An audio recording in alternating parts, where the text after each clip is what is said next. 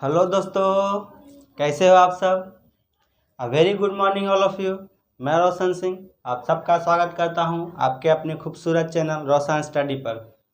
हम पढ़ रहे हैं फिजिक्स। और फिजिक्स में भी हम पढ़ रहे हैं वेक्टर। वेक्टर का बहुत ही इम्पोर्टेंट रोल होता है फिजिक्स में।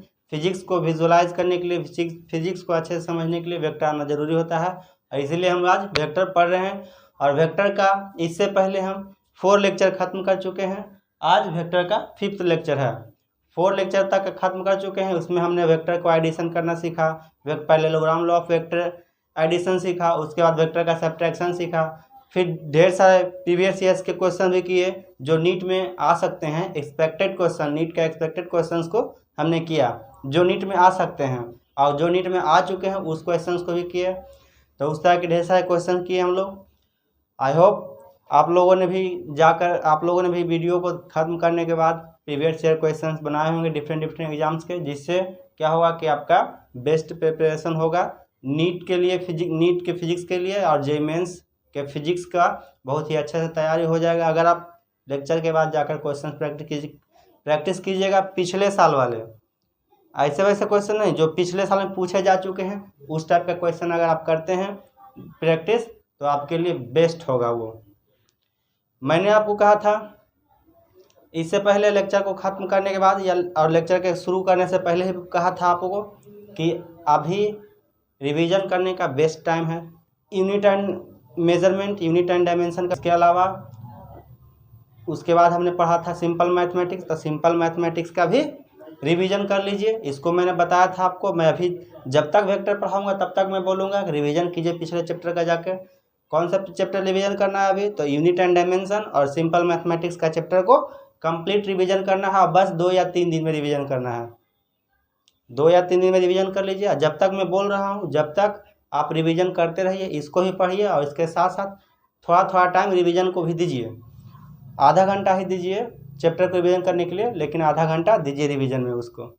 और जितने दिन में अभी जब तक वेक्टर ख़त्म नहीं हो जाता है तब तक आप उसको रिवीजन करते रहिए और इसको भी साथ साथ पढ़ते रहिए। यानी फिजिक्स को मिनिमम तो 2 घंटा आपको देना जरूरी है, जिसमें 1.5 घंटा इसलिए अभी जो पढ़ रहे हैं चैप्टर उस पर देना है, और आधा घंटा पिछले चैप्टर जो पढ़ चुके हैं उस पर दीजिए, तो आपके लिए अच्छा होगा। अभी हम पढ़ रहे हैं वेक्टर का लेक्चर नंबर 5। इसमें हम लोग पढ़ेंगे कार्टेशियन फॉर्म ऑफ वेक्टर क्या होता है वो पढ़ेंगे, रिजोल्यूशन ऑफ वेक्टर क्या होते हैं वो पढ़ेंगे, यूनिट वेक्टर क्या होते हैं, यूनिट वेक्टर को डिटेल में समझेंगे। इससे पहले फर्स्ट लेक्चर में हमने यूनिट वेक्टर का कुछ थोड़ा सा डेरिवेशन किया था, कुछ छोटा सा कॉन्सेप्ट दिया था आपको, यूनिट वेक्टर के बारे में कुछ बताया था। लेकिन आज यूनिट वेक्टर को डिटेल में क्लियर करेंगे, क्योंकि यूनिट वेक्टर एक बड़ा सा टॉपिक है जिससे बहुत सारे क्वेश्चन आते हैं। तो इस टॉपिक को अच्छे से पढ़िएगा। Unit vector, resolution of vector और Cartesian form of vector. Cartesian form of vector जो है वो मोस्ट इंपॉर्टेंट है। इससे ज़्यादा क्वेश्चन प्रीवियस ईयर में उठते हैं, नीट और जे मेंस में ज़्यादा question Cartesian form of vector से उठते हैं। तो इसको अच्छे से देखिएगा। इस लेक्चर को देखने के बाद कार्टेशियन फॉर्म ऑफ वेक्टर थोड़ा बहुत समझ में आने लगेगा। रिजोल्यूशन ऑफ वेक्टर कंप्लीट समझ में आ जाएगा, यूनिट वेक्टर कंप्लीट समझ में आ जाएगा। और कार्टेशियन फॉर्म ऑफ वेक्टर जो होता है वो थोड़ा सा लंबा टॉपिक है, तो उसमें 1-2 लेक्चर लगेंगे पूरे कंप्लीट करने में। तो इसमें आज कार्टेशियन फॉर्म ऑफ वेक्टर का थोड़ा सा मैं कॉन्सेप्ट दूंगा, और उसके बाद आगे के वीडियो में मैं सारे कॉन्सेप्ट को क्लियर कर दूंगा और आप अच्छे क्वेश्चन भी लगाएंगे। तो इसलिए आप इस लेक्चर को कंप्लीट देखिए। लेक्चर अच्छा लगेगा तो लाइक ज़रूर कीजिएगा, चैनल को सब्सक्राइब कीजिएगा। चलिए लेक्चर शुरू करते हैं। हम पढ़ने वाले हैं सबसे पहला topic resolution of vector. Resolution of vector क्या होता है जरा देखिए। रिजोल्यूशन ऑफ वेक्टर जैसे मान लीजिए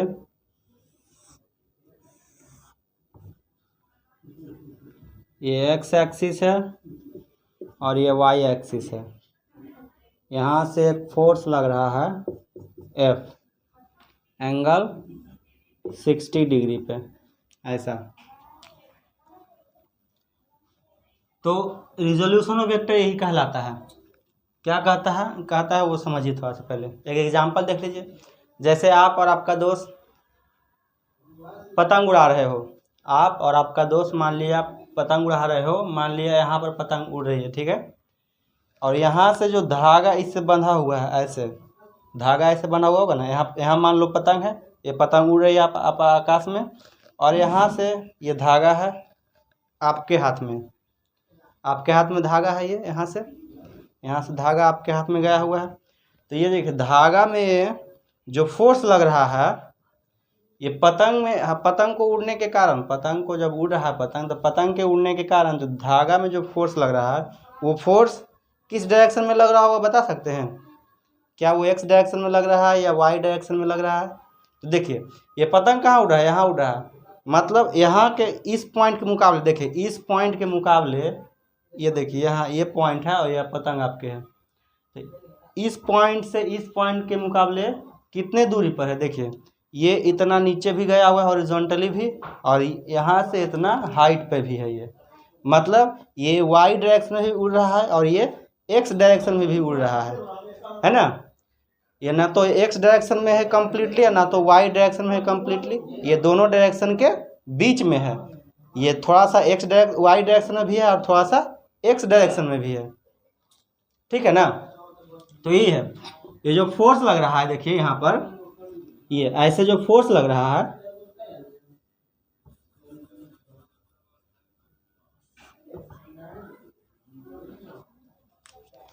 ये जो फोर्स लग रहा है यहाँ पर एफ, ये फोर्स है। ये फोर्स किस डायरेक्शन में लग रहा है बता सकते हैं? क्या ये एक्स डायरेक्शन में लग रहा है या वाई डायरेक्शन में लग रहा है? ये ना तो कम्प्लीटली एक्स डायरेक्शन में लग रहा है ना ही कम्प्लीटली वाई डायरेक्शन में लग रहा है, ये दोनों डायरेक्शन के बीच में लग रहा है। मतलब ये एक्स एक्सिस की तरफ नहीं लग रहा है, ये वाई एक्सिस की तरफ भी नहीं लग रहा है कम्प्लीटली, ये दोनों एक्सिस के बीच में लग रहा है। तो हम क्या निकालेंगे? इसका एक्स एक्सिस में क्या कंपोनेंट होगा, इसके वाई एक्सिस में क्या कंपोनेंट होगा, कैसे निकालेंगे? तो देखिए यहाँ से एक ट्रायंगल बनाते हैं, यहाँ से ये देखिए इसका नाम दीजिए, ये मान लीजिए ऑरिजिन है तो इसका नाम ओ हो जाएगा, इसका नाम दे दीजिए ए हो गया, इसका नाम दे दीजिए बी।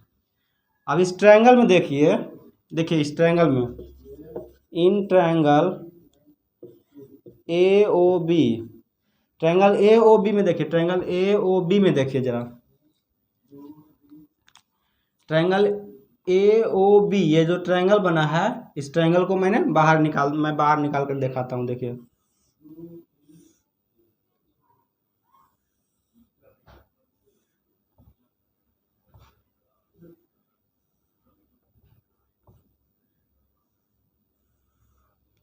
ये ट्रायंगल बन गया, ये ओ है, ये ए है, ये बी है। अब इस ट्रायंगल में जरा देखिए, ये एफ है, ये थीटा है, थीटा मान लीजिए 60 डिग्री दिया हुआ है, 60 डिग्री हो गया। देखिए अब ये जो फोर्स लग रहा है इधर, इसका अब दो कंपोनेंट बनेगा, एक कंपोनेंट एक्स के तरफ होगा और दूसरा कंपोनेंट वाई के तरफ होगा, ये वाई के तरफ होगा। देखिए यहाँ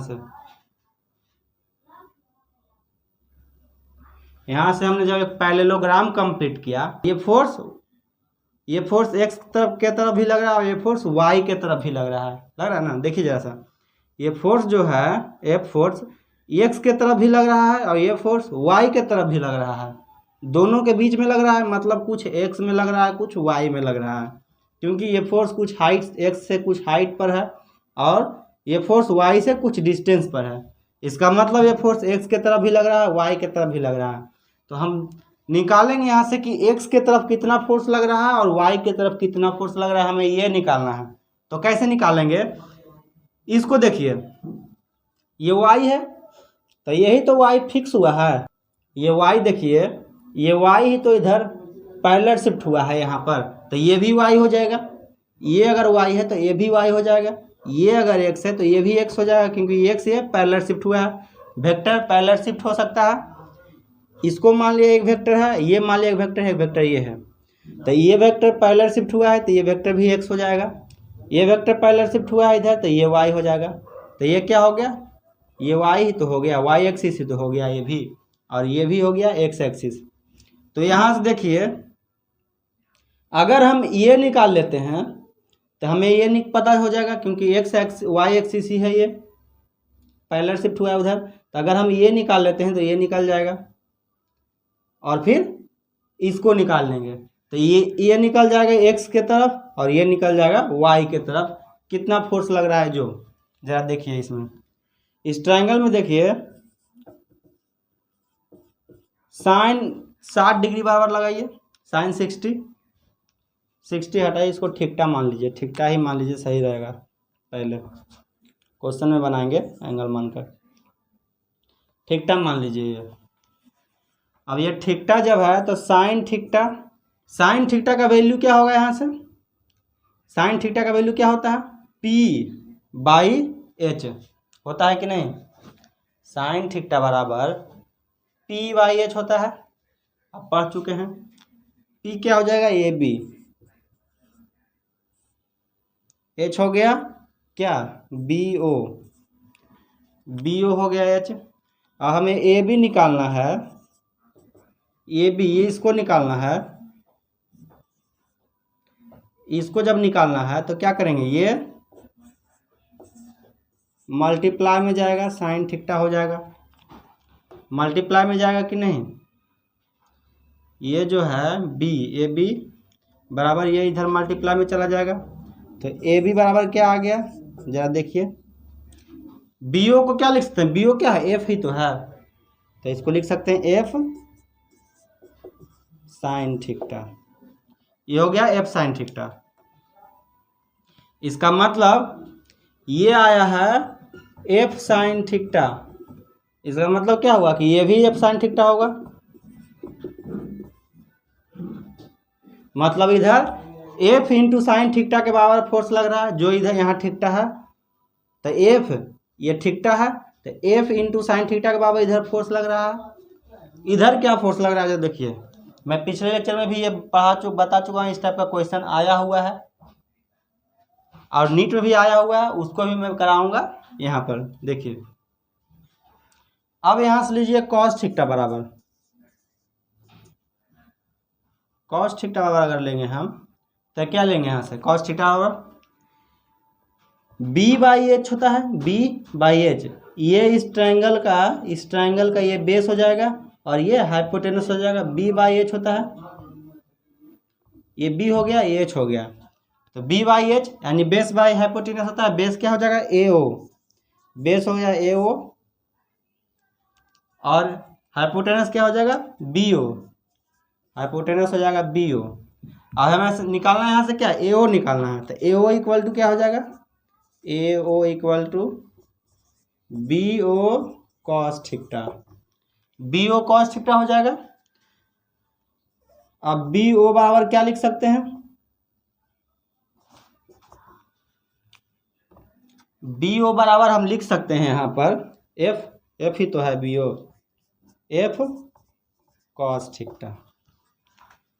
तो देखिए, इस फोर्स F का x कंपोनेंट क्या आ गया? F कॉस ठीकटा आया है, F कॉस ठीकटा, AO आया ना, F कॉस ठीकटा, मतलब ये F कॉस ठीकटा आ गया। तो इसी फोर्स का x डायरेक्शन में F कॉस ठीकटा आया और इसी फोर्स का y डायरेक्शन में F साइन ठीकटा आया। आ गया कि नहीं?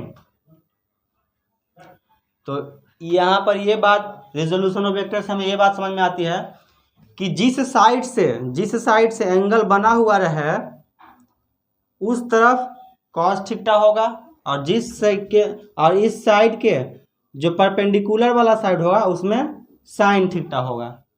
मतलब अगर ये हाइपोटेनस ये फोर्स दिया है, ये मान लीजिए BO एक फोर्स दिया है, तो ये फोर्स का x डायरेक्शन में कंपोनेंट होगा F कॉस ठीकटा, और इसी फोर्स का y डायरेक्शन में कंपोनेंट होगा F साइन ठीकटा। ये यहाँ पर ध्यान देने वाली बात है। तो आप रट नहीं लीजिएगा कि हर सभी कंडीशन में F साइन ठीकटा ही होगा, F कॉस ठीकटा x डायरेक्शन में कॉस ठीकटा होगा, y डायरेक्शन में साइन ठीकटा होगा। ऐसा नहीं हो सकता है। y डायरेक्शन में भी कभी कभी कॉस ठीकटा होगा और x डायरेक्शन में साइन ठीकटा होगा। ये डिपेंड करता है इस एंगल पर। जिस साइड से एंगल बना हुआ रहे उस तरफ होगा कॉस ठीकटा, और इस साइड के जो परपेंडिकुलर वाला साइड होगा उस तरफ होगा F साइन ठीकटा। इसको पहले नोट कीजिए, अगले फिर एक क्वेश्चन और लेते हैं, उसमें हम समझाते हैं आपको। इसको नोट कीजिए, नोट कीजिए। हो गया ओके। यहाँ से देख लीजिए, जिधर एंगल ठीकटा दिया हो रहा है उस तरफ कॉस ठीकटा वाला कंपोनेंट होगा और उसके जिधर कॉस थीटा वाला कंपोनेंट हुआ है उसके परपेंडिकुलर में जो होगा उधर साइन थीटा वाला कंपोनेंट होगा। ये समझ लीजिए, बस नोट कीजिए इसको। हो गया? Okay okay. अब जरा देखिए,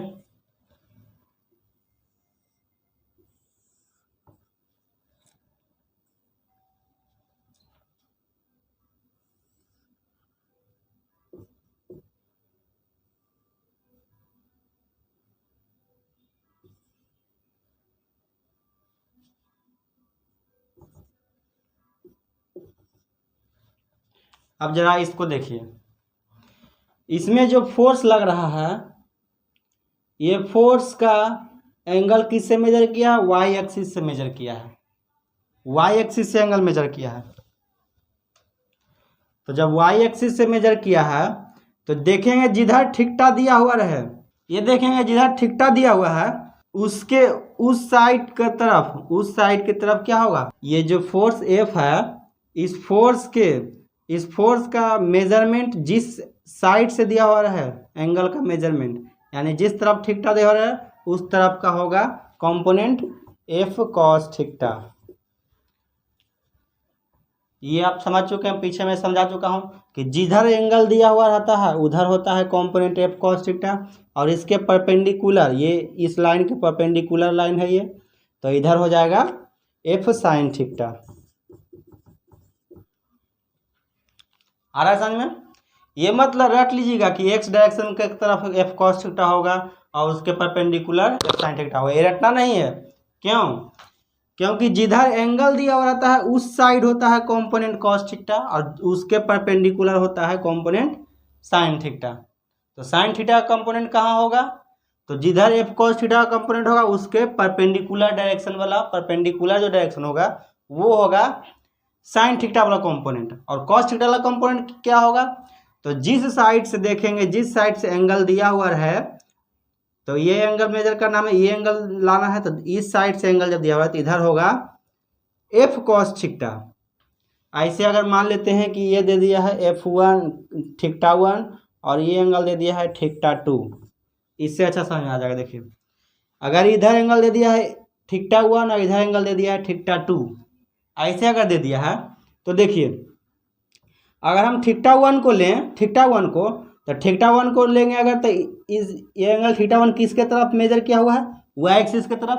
तो वाई एक्सिस के तरफ मेजर किया हुआ है, इसलिए वाई एक्सिस के तरफ एफ कॉस थीटा 1 होगा, एफ कॉस थीटा 1 होगा, है ना। वाई थीटा 1 जो है वाई एक्सिस से मेजर किया हुआ है, इसलिए वाई एक्सिस के तरफ एफ कॉस थीटा 1 होगा।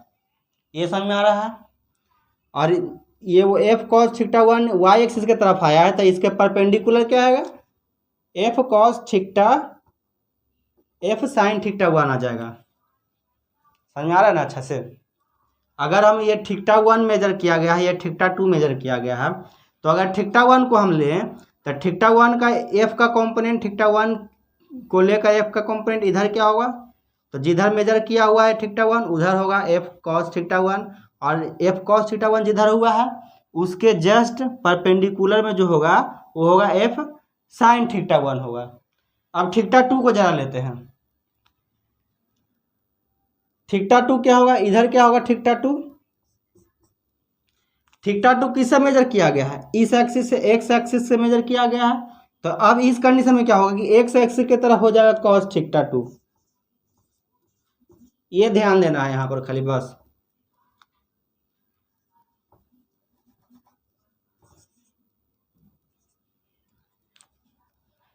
अब अगर थीटा 2 लेंगे हम, तो थीटा 2 अगर लेंगे तो एक इधर जिधर थीटा 2 मेजर किया गया है उधर एफ का कंपोनेंट कितना होगा? एफ कॉस थीटा 2 हो जाएगा, और इसके परपेंडिकुलर कंपोनेंट क्या हो जाएगा? इधर एफ साइन थीटा 2 हो जाएगा।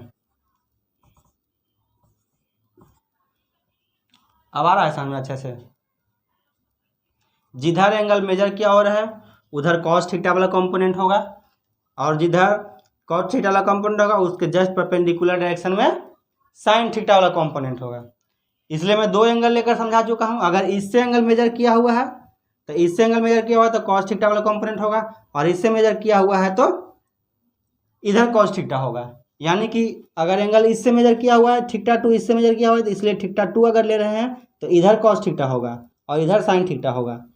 अगर थीटा वन अगर ले रहे हैं तो थीटा वन इस एक्सिस से मेजर किया गया तो इस एक्सिस के तरफ कंपोनेंट हो जाएगा कॉस थीटा वाला कंपोनेंट, और इसके परपेंडिकुलर वाला एक्सिस पे हो जाएगा एफ साइन थीटा वाला कंपोनेंट। समझ में आ रहा है अच्छे से? जिधर एंगल लिया हुआ है मेजर किया हुआ है उस एक्सिस के तरफ कॉस थीटा वाला कंपोनेंट होगा और उसके परपेंडिकुलर वाले एक्सिस के तरफ साइन थीटा वाला कंपोनेंट होगा। समझ में आ रहा है ना अच्छे से? तो इसको नोट कर लीजिए जरा। उसके बाद मैं कुछ क्वेश्चन दे रहा हूँ, क्वेश्चन को कीजिए।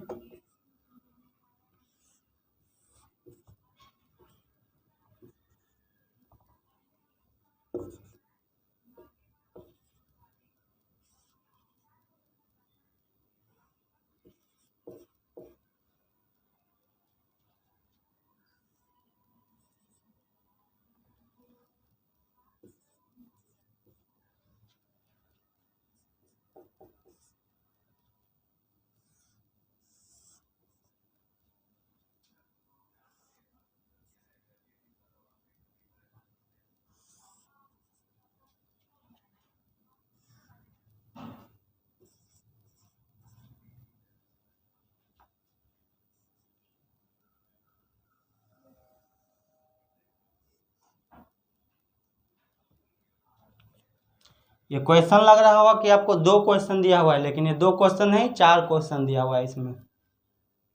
इसमें 4 क्वेश्चन दिया हुआ है। इसको जरा कीजिए। तो पहले ये एक वेक्टर लिया है, कुछ भी वेक्टर मान लीजिए, वेक्टर ए मान लीजिए, इसको वेक्टर बी मान लीजिए।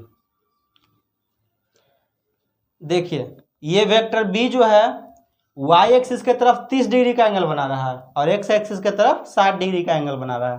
तो दोनों एंगल का हमें कंपोनेंट निकालना है x डायरेक्शन में और y डायरेक्शन में। तो इसमें दो क्वेश्चन हो गया। इसमें देखिए दो वेक्टर इसमें भी है, ये वेक्टर ए है और ये ही वेक्टर बी ए भी है। वेक्टर ए के यहाँ दिया हुआ है, यही वेक्टर यहाँ भी है। इसको कुछ और मान लीजिए, इसको बी वेक्टर मान लीजिए, सी वेक्टर मान लेते हैं इसको। तो इसमें भी दो वेक्टर दिया हुआ है, एक वेक्टर ए है और एक वेक्टर सी है।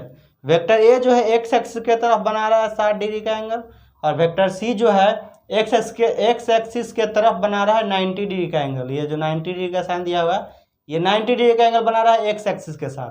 तो इसमें भी दो क्वेश्चन है, जरा सॉल्व कीजिए इसको।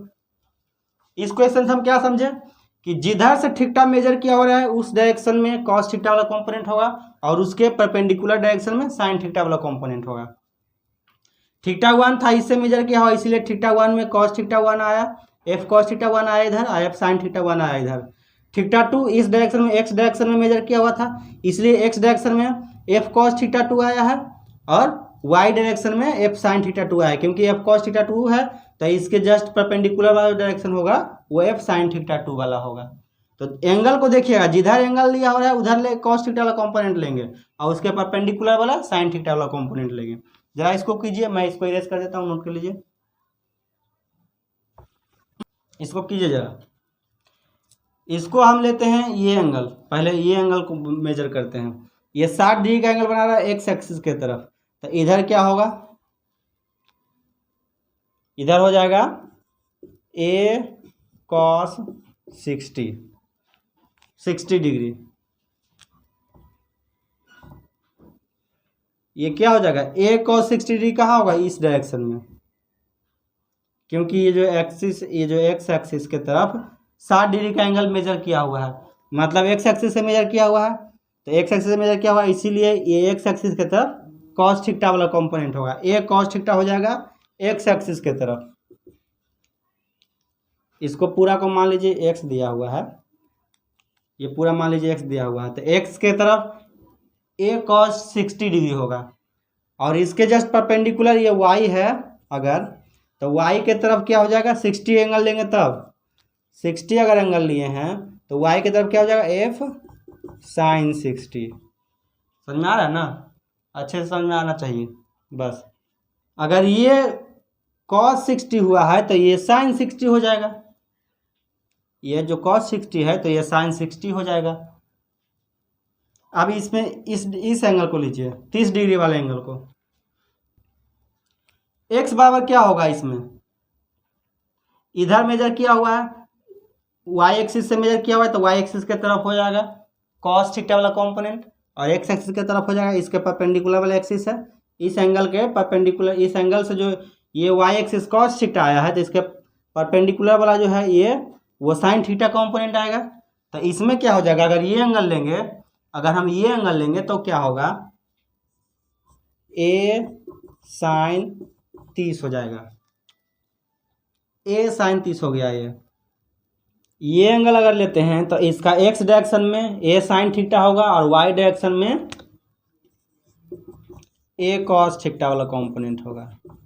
बस ये इनका वैल्यू क्या होता है, cos 60 का वैल्यू क्या होता है, cos 60 का वैल्यू होता है 1/2, तो a/2 हो जाएगा कि नहीं। ये sin 60 का वैल्यू क्या होता है, √3/2, तो √3a/2 हो जाएगा। अब इस एंगल, अगर इस एंगल में क्या होगा, वो x एक्सिस के तरफ sin थीटा वाला कंपोनेंट होगा, तो sin 30 का वैल्यू क्या होता है 1/2, तो a/2 हो जाएगा। और ये sin cos 30 का वैल्यू क्या होता है, cos 30 का वैल्यू होता है √3/2, तो √3a/2 हो जाएगा ऐसे।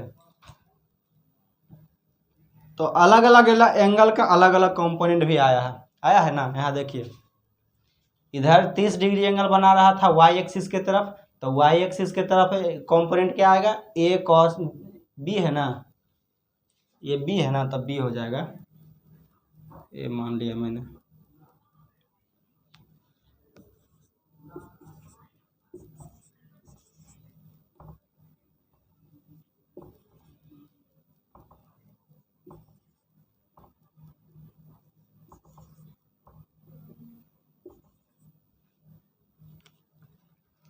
ये b वेक्टर b है जो y एक्सिस से 30 डिग्री का एंगल बना रहा है, तो y के तरफ cos थीटा वाला कंपोनेंट होगा, b cos थीटा होगा y के तरफ, b cos थीटा हो जाएगा। y के तरफ आ गया y के तरफ आ गया b cos थीटा वाला कंपोनेंट, और x के तरफ आ जाएगा b sin थीटा वाला कंपोनेंट। कब, जब एंगल मेजर किया हुआ है y एक्सिस से, तब अगर एंगल मेजर किया हुआ है x एक्सिस से, तब उस कंडीशन में क्या होगा कि x एक्सिस के तरफ आएगा cos थीटा वाला कंपोनेंट, b cos 60 आ गया कि नहीं। तो 60 एंगल मेजर किया हुआ था x एक्सिस से, तो इसलिए x एक्सिस के तरफ कंपोनेंट आएगा b cos थीटा, और y एक्सिस का कंपोनेंट होगा b sin थीटा। इनका वैल्यू इस तरह से निकाला जा सकता है। अगर फोर्स दिया हो रहा है ऐसे, बोलेगा x के एक्सिस के तरफ कंपोनेंट निकालिए, y एक्सिस के तरफ कंपोनेंट निकालिए, तो आसानी से आप निकाल सकते हैं ऐसे करके। इस क्वेश्चन को जरा बताइए, इसमें 2 क्वेश्चन दिया हुआ है, इसमें भी x एक्सिस से ये मान लीजिए टोटल x है, तो x एक्सिस के तरफ क्या होगा कंपोनेंट इसका, x एक्सिस के तरफ कंपोनेंट होगा a cos 60, होगा कि नहीं, a cos 60 होगा इधर कंपोनेंट, क्योंकि मेजर किया हुआ है x एक्सिस से। तो जिस एक्सिस से मेजर किया हो रहा है एंगल, जिधर से एंगल मेजर किया हो रहा है उधर होता है cos थीटा वाला कंपोनेंट, और उसके परपेंडिकुलर होता है sin थीटा वाला कंपोनेंट। तो ये y है, पूरा y एक्सिस के तरफ है, तो y एक्सिस है, तो y एक्सिस के तरफ इसका कंपोनेंट क्या होगा, इस a का कंपोनेंट y एक्सिस के तरफ क्या होगा,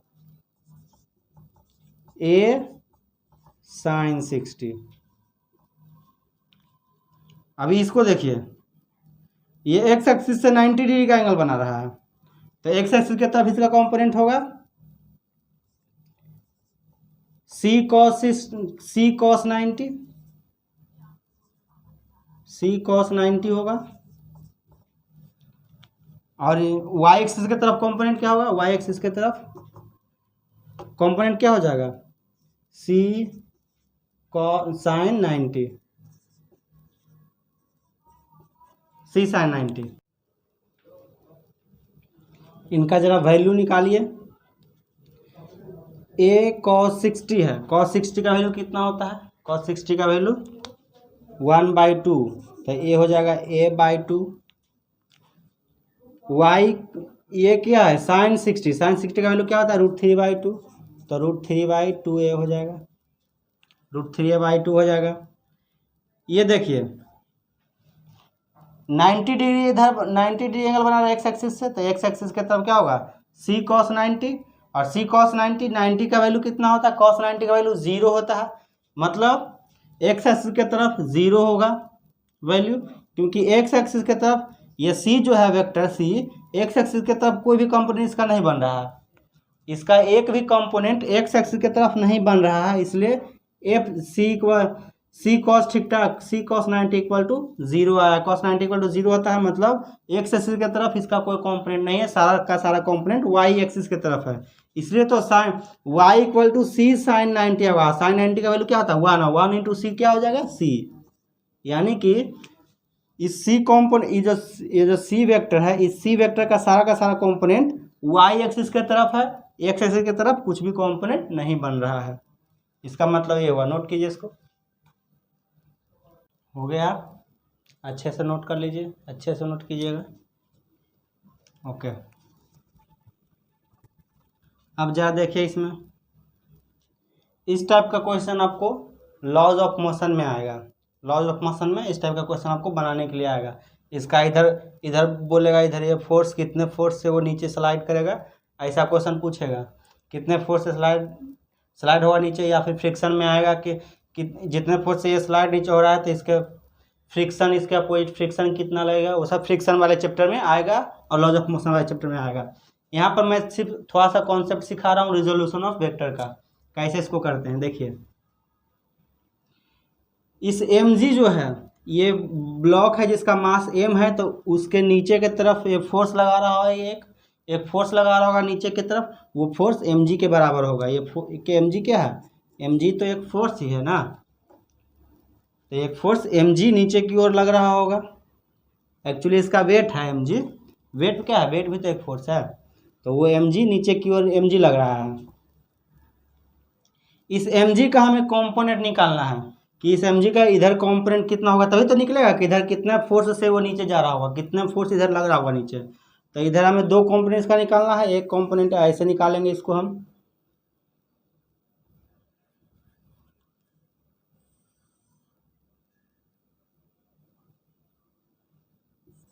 इस डायरेक्शन में एक कंपोनेंट निकालेंगे, एक इस जो ये जो आया है वेक्टर, इसके परपेंडिकुलर डायरेक्शन में, ये परपेंडिकुलर इधर जाएगा ना, इसके परपेंडिकुलर ये हो जाएगा। तो हमें ये कंपोनेंट निकालना है और ये कंपोनेंट निकालना है कि आखिर ये कितना होगा और ये कितना होगा, ये हमें निकालना है इस mg का।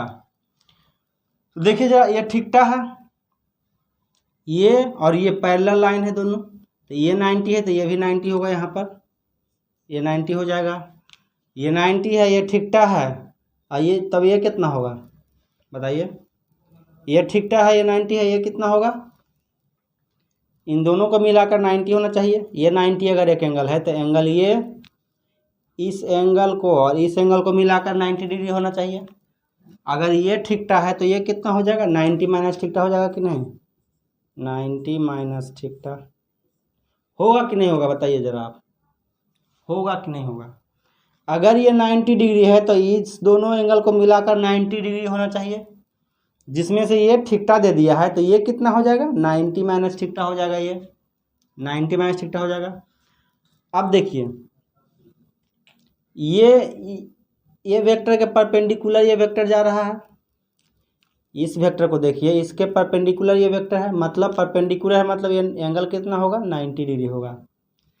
जब ये पूरा एंगल 90 डिग्री है, उसमें से ये एंगल 90 माइनस थीटा है, तो ये एंगल कितना होगा बताइए।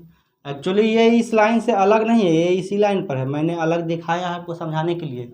ये जो वेक्टर है इसी लाइन पर है, तो वो मत लीजिए कि ये एंगल थोड़ा सा बढ़ा हुआ है, बाहर निकला हुआ है, ऐसा नहीं है, इसी लाइन पर है, क्योंकि इसके सरफेस पर ना फोर्स लग रहा है, ब्लॉक के सरफेस के नीचे से ना फोर्स लग रहा है, तभी तो वो स्लाइड करेगा नीचे की ओर है। तो यहाँ से इसी लाइन में फोर्स लग रहा है, तो यही एंगल दिया हुआ है, तो ये एंगल 90 माइनस थीटा हो गया, ये पूरा एंगल 90 है, यहीं तक मान लीजिए आप, यहीं तक ये पूरा एंगल 90 है, ये पूरा एंगल जब 90 है, ये 90 माइनस थीटा है, तो ये कितना हो जाएगा ठीकटा हो जाएगा कि नहीं, ये एंगल भी ठीकटा हो जाएगा, ये एंगल भी ठीकटा हो जाएगा।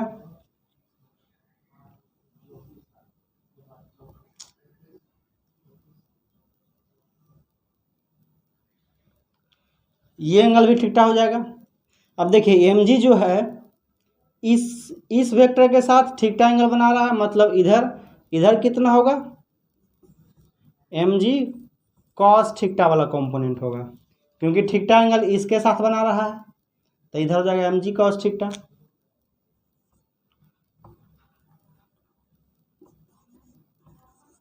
एम जी कॉस ठीकटा वाला कंपोनेंट हो जाएगा इधर, और इसके परपेंडिकुलर वाला इधर क्या हो जाएगा, एम जी साइन ठीकटा। तो इधर क्या लग रहा होगा, एम जी साइन ठीकटा वाला कंपोनेंट लग रहा होगा। बस यही समझाना था आपको। जिधर एंगल रहे उधर एम जी कॉस थीटा वाला कंपोनेंट होगा, कॉस थीटा वाला कंपोनेंट, उसके परपेंडिकुलर वाला में साइन थीटा वाला कंपोनेंट होगा। बस यही आपको समझाना था। इससे आप बहुत सारे क्वेश्चंस को सॉल्व कर सकते हैं फिजिक्स में आपसे बहुत सारा क्वेश्चन सॉल्व हो सकता है इससे। ब्लॉक रखा हुआ है, सेंटर ऑफ मास से उसका नीचे की ओर एम जी फोर्स लगेगा, तो एम जी का इस डायरेक्शन में इसके परपेंडिकुलर ये जो सरफेस है उसके ये जो सरफेस है ना, ऐसे सरफेस है, इसका परपेंडिकुलर ये हो जाएगा।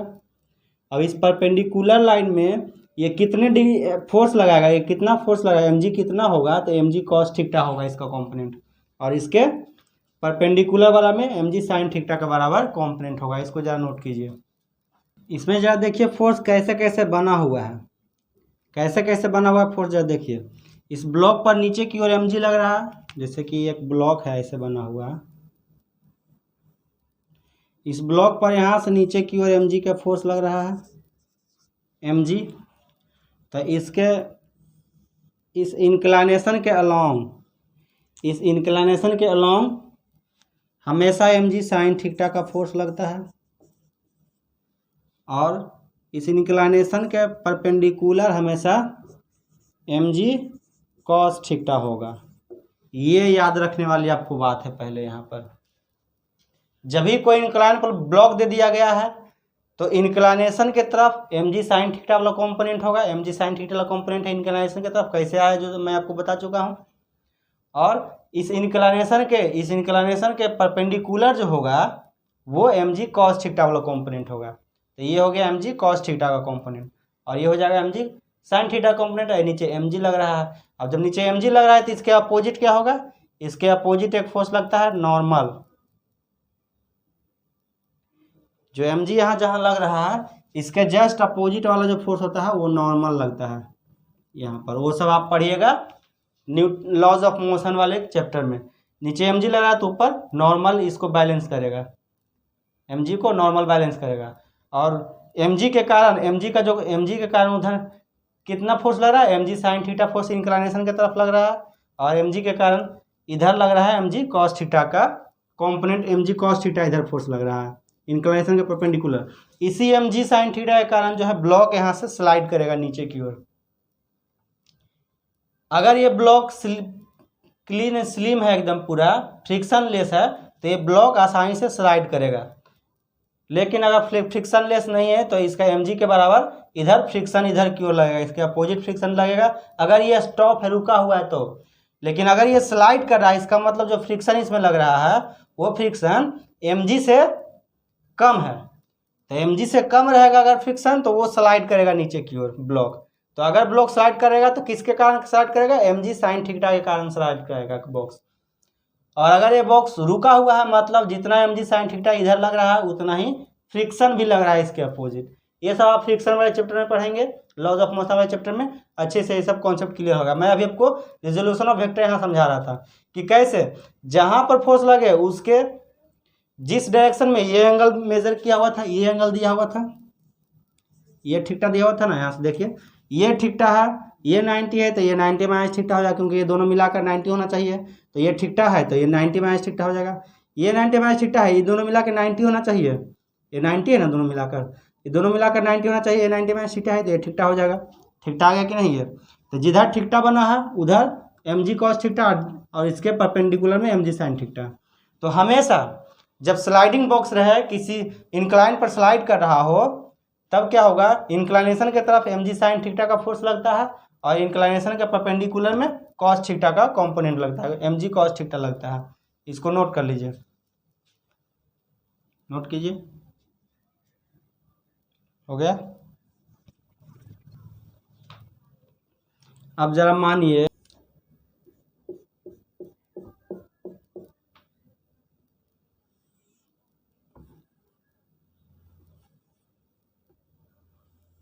इसे मान लीजिए एक थ्रेड फिक्स है, यहाँ से एक थ्रेड फिक्स है, इस थ्रेड में फोर्स टी के बराबर लग रहा है। थ्रेड में हमेशा टेंशन लगता है, थ्रेड में जो फोर्स लगता है उसको हमेशा टेंशन कहते हैं, फिजिक्स में ऐसा नाम दिया गया है। जो थ्रेड में जो फोर्स लगता है उसको टेंशन कहते हैं, फिजिक्स में ऐसा नाम दिया गया है। तो टेंशन ये हो गया, तो इसका दो कंपोनेंट, एक इधर भी लग रहा है, देखिए इधर भी लग रहा है और एक इस कंपोनेंट इधर भी लग रहा है, देखिए जरा इधर। तो यहाँ से देखिए ये एंगल आपको दे दिया है, मान लीजिए थीटा दिया है, यहाँ से मेजर कर दिया है कि ये वाई एक्सिस से थीटा एंगल बना रहा है, ये tension force T Y axis से थीटा एंगल बना रहा है। तो इसका इधर कंपोनेंट क्या होगा, इधर वाला कंपोनेंट क्या होगा, तो इधर वाला कंपोनेंट होता है टी साइन थीटा हो जाएगा। कैसे, आप जान चुके हैं कि इधर अगर कॉस थीटा मेजर किया हुआ है तो इधर अगर थीटा मेजर किया हुआ है तो इधर कॉस थीटा का कंपोनेंट होगा और इसके परपेंडिकुलर वाले में साइन थीटा कंपोनेंट होगा। तो इधर क्या हो जाएगा, साइन थीटा का कंपोनेंट होगा, टी साइन थीटा हो जाएगा, और इधर इसका परपेंडिकुलर में क्या हो जाएगा, टी कॉस थीटा। जिधर एंगल मेजर किया हुआ है उधर कॉस थीटा वाला कंपोनेंट टी कॉस थीटा हो जाएगा और इसके परपेंडिकुलर में टी साइन थीटा वाला कंपोनेंट होगा। तो देखिए इसमें कितने तरह का फोर्स लग रहा है, जरा देखिए। एक तो टी लग रहा है इधर इस टी के कारण इधर टी कॉस थीटा लगेगा और इसी टी के कारण इधर टी साइन थीटा लगेगा। इसी वजह से तो ये यहाँ पर गया फिर वापस ये इधर झूलेगा, एक पेंडुलम जैसा ही तो है, ये यहाँ से झूल के यहाँ तक आया तो फिर वापस ये इधर जाएगा, इधर इसको कौन ले जाएगा, ये टी साइन थीटा ले जाएगा। इसके नीचे एक mg फोर्स लगता है, नीचे इसका जो वेट होगा इसके कारण नीचे mg फोर्स लगेगा। इस mg फोर्स को ये टी कॉस थीटा बैलेंस करेगा और ये टी साइन थीटा फोर्स को इधर एक सीडो फोर्स लग जाता है, वो पढ़िएगा आप पढ़िएगा आगे के चैप्टर में, लॉज ऑफ मोशन में पढ़िएगा। इधर एक सीडो फोर्स लग जाता है, इसके कारण इस तरह से हम यहाँ का टी का वैल्यू निकालते हैं इस तरह से। तो ये सब अभी आपको पढ़ने की जरूरत नहीं है, अभी छोड़िए इसको, पहले ये नोट कीजिए। सिर्फ एक ब्लॉक है, यहाँ पर बंधा हुआ ब्लॉक है एक थ्रेड से, थ्रेड में टेंशन टी है, थ्रेड में जो फोर्स होता है उसको टेंशन कहते हैं, हमेशा याद रखें, फिजिक्स में ऐसा कहा जाता है। तो इस टेंशन टी का एक कंपोनेंट इधर, जिधर एंगल थीटा ना मेजर किया हो रहा है उधर हो जाएगा टी कॉस थीटा और इसके परपेंडिकुलर में ये हो जाएगा टी साइन थीटा वाला कंपोनेंट, तो ये टी साइन थीटा हो जाएगा। ऐसे होता है, ऐसा मत रट लीजिएगा कि एक्स एक्सिस की तरफ हमेशा कॉस थीटा वाला कंपोनेंट होगा, ऐसा कभी नहीं होगा। जिधर एंगल मेजर किया उधर कॉस थीटा वाला कंपोनेंट होगा, उसके परपेंडिकुलर में साइन थीटा वाला कंपोनेंट होगा, ऐसा होता है, नोट कर लीजिए। हो गया, नोट कर लिए, ओके। अब देखिए छोटा सा यूनिट वेक्टर का कंपोनेंट भी समझ लिए थोड़ा सा। जैसे ये कोई वेक्टर है, वेक्टर ए, मान लिया ये कोई वेक्टर ए है, इस वेक्टर का एक यूनिट अगर हम लेते हैं, एक यूनिट मान लीजिए, एक यूनिट यहाँ से यहाँ तक आता है,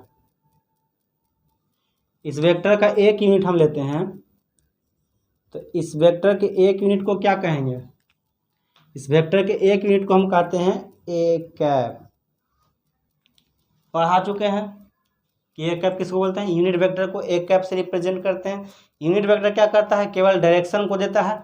ये वेक्टर जो है यूनिट वेक्टर, ये इसको ए कैप से रिप्रेजेंट करते हैं और ये जो है केवल डायरेक्शन देता है, क्योंकि इसमें मैग्नीट्यूड केवल 1 होता है और 1 किसी भी चीज़ में मल्टीप्लाई कीजिएगा तो वैल्यू उसका सेम रह जाता है, चेंज नहीं करता उसका वैल्यू। तो इसीलिए ये जो क्या करता है, ये इसका मैग्नीट्यूड एक यूनिट है और ये केवल डायरेक्शन को देता है, डायरेक्शन को बताता है। किसी में मल्टीप्लाई होगा तो केवल उसमें डायरेक्शन डाल देगा, मैग्नीट्यूड में कोई चेंज नहीं करेगा। तो ये वेक्टर ये यूनिट वेक्टर है और यूनिट वेक्टर को ए कैप से रिप्रेजेंट करते हैं। मान लीजिए वेक्टर ए है, तो वेक्टर में क्या क्या होता है, पहले मैग्नीट्यूड होता है,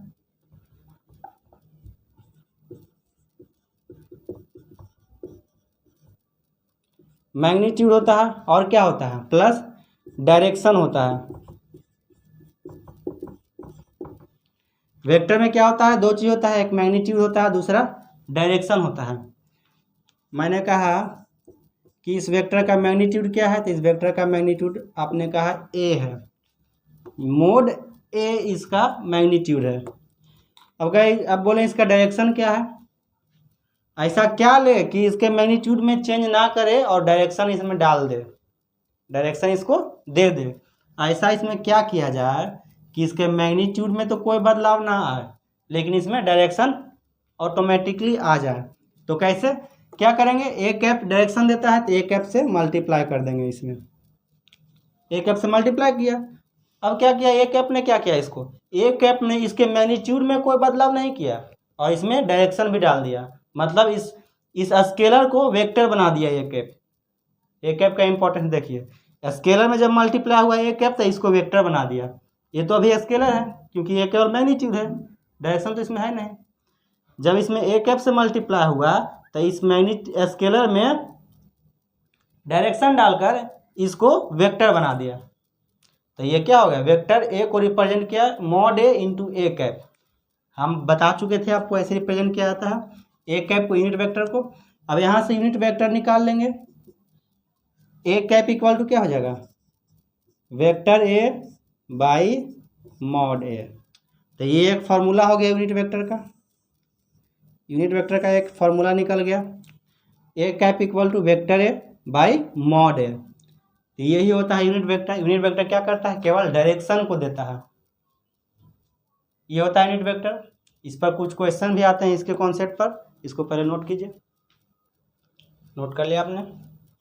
यहाँ पर क्या करते हैं, ए कैप से मल्टीप्लाई कर देते हैं इसको। तो ये मैग्नीट्यूड है, इसमें ए कैप से मल्टीप्लाई किया तो मैग्नीट्यूड को डायरेक्शन दे दिया, तो अब ये स्केलर से वेक्टर में चेंज हो गया। ये होता है ए कैप का कमाल, स्केलर को वेक्टर बना देता है जब मल्टीप्लाई करते हैं तब। वेक्टर, यूनिट वेक्टर क्या होता है, यूनिट वेक्टर डायमेंशन लेस होता है।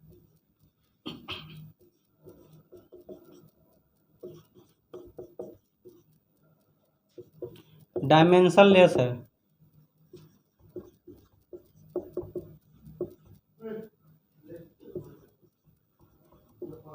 यूनिट वेक्टर डायमेंशन लेस होता है। इसका मैग्नीट्यूड केवल 1 होता है, इसका मैग्नीट्यूड जो है केवल 1 होता है।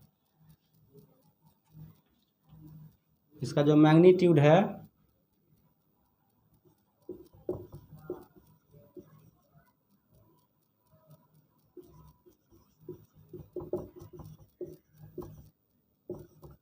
वन होता है। यूनिट वेक्टर डायमेंशन लेस होता है, मैग्नीट्यूड केवल 1 होता है इसका, और ये केवल डायरेक्शन को देता है। जैसे मान लीजिए ऐसे कोई एक वेक्टर है, इसको काट दिया गया है 1 2 3 4 यूनिट में, एक एक यूनिट है ये सब, इसको 4 यूनिट में डिवाइड कर दिया गया है। तो बताइए इसको कैसे लिखेंगे अब। तो इसका ज़रा देखिए, ये मैग्नीट्यूड में डिवाइड कर दिया है, एक एक के मैग्नीट्यूड में डिवाइड कर दिया गया है। तो इसका वेक्टर को रिप्रेजेंट कैसे करते हैं, ये वेक्टर ए मान लीजिए ये है, इसमें क्या है, magnitude of A into direction of A, multiply कर देंगे। तो कैसे करेंगे, देखिए मैग्नीट्यूड इसका क्या है, 1 2 3, इस वेक्टर का मैग्नीट्यूड क्या है, 3a है, और इसका डायरेक्शन क्या है, ए कैप हो जाएगा, ए कैप एक यूनिट हो जाएगा। एक यूनिट से जब मल्टीप्लाई करेंगे वेक्टर, एक यूनिट से मल्टीप्लाई करेंगे यूनिट वेक्टर से, तो ये मैग्नीट्यूड जो है डायरेक्शन मिल जाएगा और ये वेक्टर बन जाएगा। तो ये 3 हो गया, 3a हो जाएगा मैग्नीट्यूड और ए कैप हो गया डायरेक्शन, दोनों मल्टीप्लाई होकर वेक्टर ए आ गया ये। तो ऐसे वेक्टर ए यूनिट वेक्टर होता है इस टाइप का, नोट कीजिए इसको, हो गया, नोट कर लीजिए, ओके।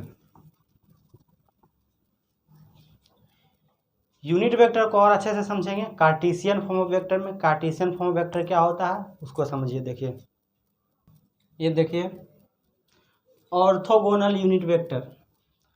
ऑर्थोगोनल यूनिट वेक्टर क्या होता है, इसी को कहते हैं कार्टेशियन फॉर्म वेक्टर भी कहते हैं। इसमें पढ़ते हैं ऑर्थोगोनल यूनिट वेक्टर।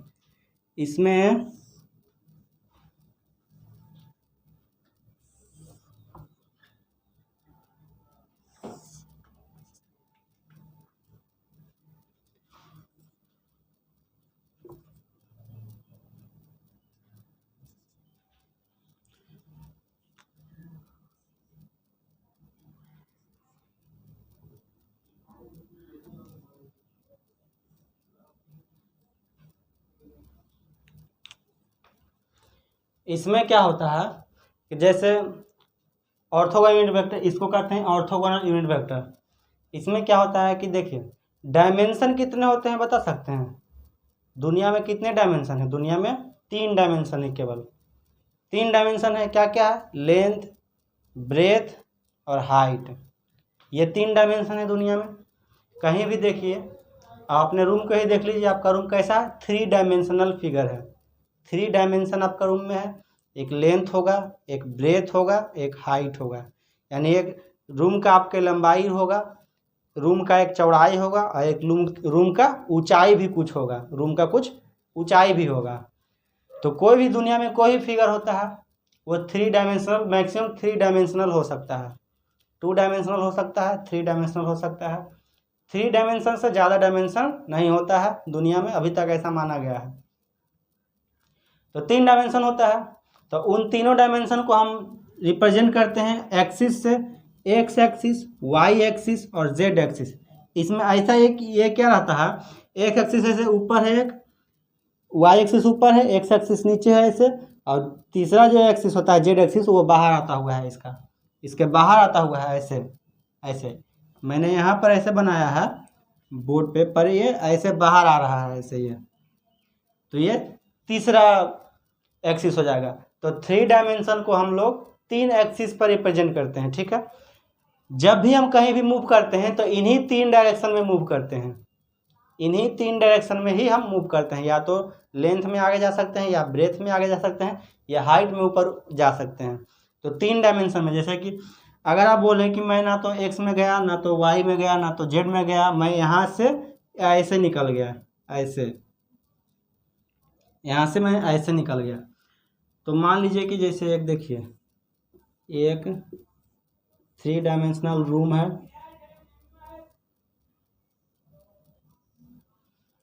ये एक 3 डायमेंशनल रूम है। इस पॉइंट पर देखिए, इस कोने पर देखिए, जरा सा अपने रूम में ही देखिए, कोना पे 3 लाइन आपको नजर आ रहा है, एक लाइन ऐसे, एक लाइन ऐसे, एक लाइन ऐसे, ये 3 लाइन नजर आ रहा है। आप बोले कि मैं ना इधर गया, ना इधर गया, ना इधर गया, मैं यहाँ से ऐसे भाग गया, ऐसे भाग गया उड़ के, मैं यहाँ से उड़ के ऐसे भाग गया। तो क्या आप एक्स वाई डायरेक्शन में नहीं गए? वहीं गए हैं आप।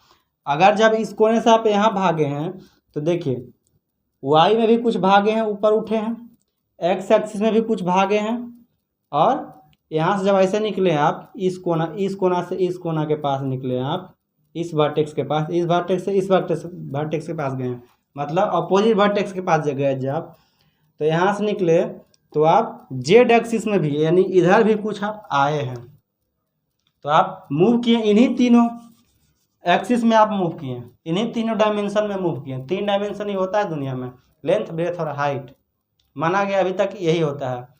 कई साइंटिस्ट भी कहते हैं कि 4th डायमेंशन टाइम होता है, पता नहीं वो क्या होता है, वो सब नहीं जानते हैं। यहाँ पर देखिए ये, तो उन तीनों डायमेंशन को हमने एक्सिस बना लिया, एक्स एक्सिस, वाई एक्सिस और जेड एक्सिस। तो हम लोग कहते हैं कि अगर हम लोग 3 ही डायमेंशन में मूव कर सकते हैं तो तीनों डायमेंशन का क्यों ना एक एक यूनिट वेक्टर ले लिया जाए, तीनों डायमेंशन के लिए एक यूनिट वेक्टर ले लिया जाए। तो एक्स डायमेंशन का जो एक्स डायरेक्शन, एक्स एक्सिस के तरफ जो यूनिट वेक्टर लिया गया उसको नाम दिया गया आई कैप। एक्स एक्सिस के तरफ जो यूनिट वेक्टर लिया गया उसको नाम दिया गया आई कैप। वाई एक्सिस के तरफ जो यूनिट लिया गया, यूनिट वेक्टर, उसको नाम दिया गया जे कैप। और जेड एक्सिस के तरफ जो यूनिट वेक्टर लिया गया यहाँ से उसको नाम दिया गया के कैप। एक्स एक्सिस के तरफ जो यूनिट वेक्टर लिया गया उसका नाम दिया गया आई कैप। वाई एक्सिस के तरफ जो यूनिट वेक्टर लिया गया उसका नाम दिया गया जे कैप। और जेड एक्सिस के तरफ जो यूनिट वेक्टर लिया गया उसका नाम दिया गया के कैप। मान लीजिए ऐसे है, ऐसे है, ये 5 मीटर पर सेकेंड का स्पीड है, जा रहा है।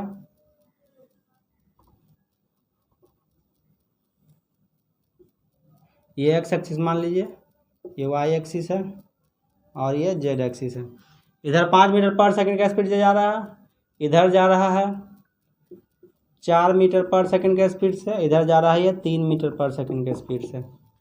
तो बताइए इन सब का यूनिट वेक्टर को रिप्रेजेंट कीजिए, कैसे रिप्रेजेंट कीजिएगा।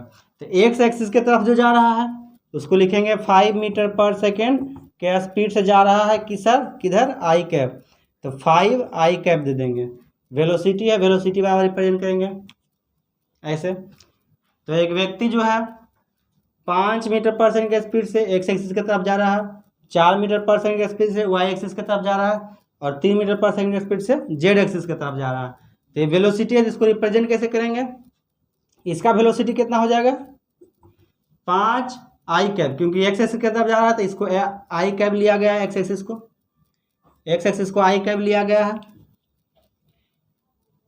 वाई एक्सिस तो इसका कितना वेलोसिटी है 4 जे कैप हो जाएगा, क्योंकि वाई एक्सिस को जे कैप की तरफ जा रहा है वो, तो डायरेक्शन देने के लिए जे कैप क्या दे रहा है, डायरेक्शन दे रहा है। इस स्पीड को डायरेक्शन दे रहा है, इसको वेलोसिटी बना रहा है। ये अभी सिर्फ स्पीड है, ये स्केलर है, लेकिन जब इसमें वाई की तरफ जा रहा है तो जे कैप लग गया, इसका मतलब है कि ये वाई डायरेक्शन में जा रहा है 4 मीटर पर सेकेंड के स्पीड से, 4 मीटर पर सेकेंड के स्पीड से वाई डायरेक्शन में जा रहा है, जे कैप का मतलब हो गया। तो ये इसको वेक्टर बना दिया, इस वेलोसिटी, इसको स्पीड को वेलोसिटी ये बना दिया जब आई जे कैप से मल्टीप्लाई हो गया तब। जेड एक्सिस की तरफ जा रहा है 1 मान लीजिए, 2 मान लीजिए, 3 मान लीजिए, वेलोसिटी तीनों का। इधर जेड एक्सिस की तरफ जा रहा है 3 मीटर पर सेकेंड के स्पीड से, तो यहाँ के कैप लग जाएगा, मतलब ये जेड एक्सिस के कैप लग गया, मतलब वो जेड एक्सिस की तरफ जा रहा है। इसका मतलब ये हो गया, नोट कीजिए, इसको नोट कर लीजिए, हो गया।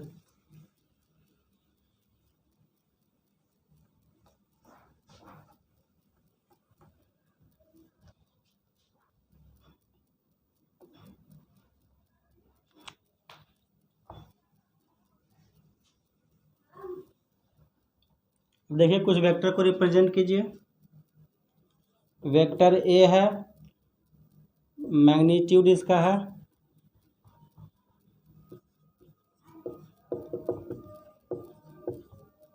मान लीजिए 6 और डायरेक्टेड इन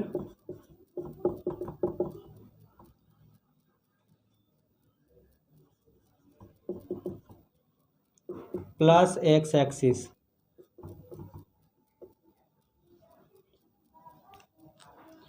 वेक्टर बी मान लीजिए दिया है,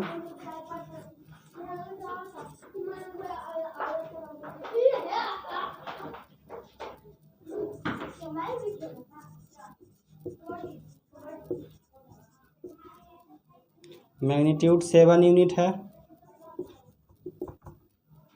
और डायरेक्टेड इन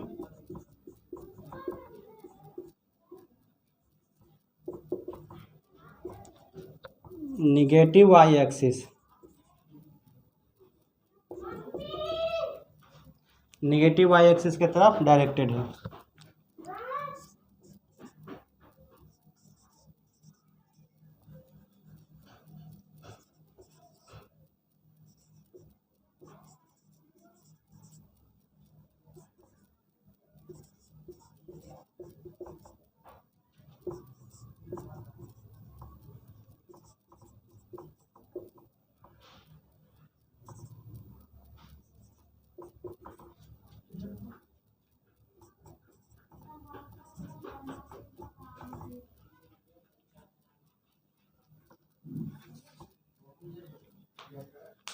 इन सबको जरा रिप्रेजेंट कीजिए। ए वेक्टर जिसका मैग्नीट्यूड 6 यूनिट है, 6 यूनिट है, और डायरेक्टेड है ये X axis positive X axis की तरफ। वेक्टर बी है जिसका मैग्नीट्यूड 7 यूनिट है, डायरेक्टेड है माइनस वाई एक्सिस की तरफ। और वेक्टर सी है जिसका मैग्नीट्यूड 9 यूनिट है और ये डायरेक्टेड है पॉजिटिव जे एक्सिस की तरफ। तो क्या होगा, वेक्टर ए क्या होगा, ए आई कैप होगा कि नहीं। ये पॉजिटिव एक्स एक्सिस की तरफ है तो प्लस आई कैप होगा, निगेटिव एक्स एक्सिस की तरफ होगा तो माइनस आई कैप होगा। वेक्टर बी किधर है, 7 मैग्नीट्यूड है इसका, ये कितना हो जाएगा 6 आई कैप।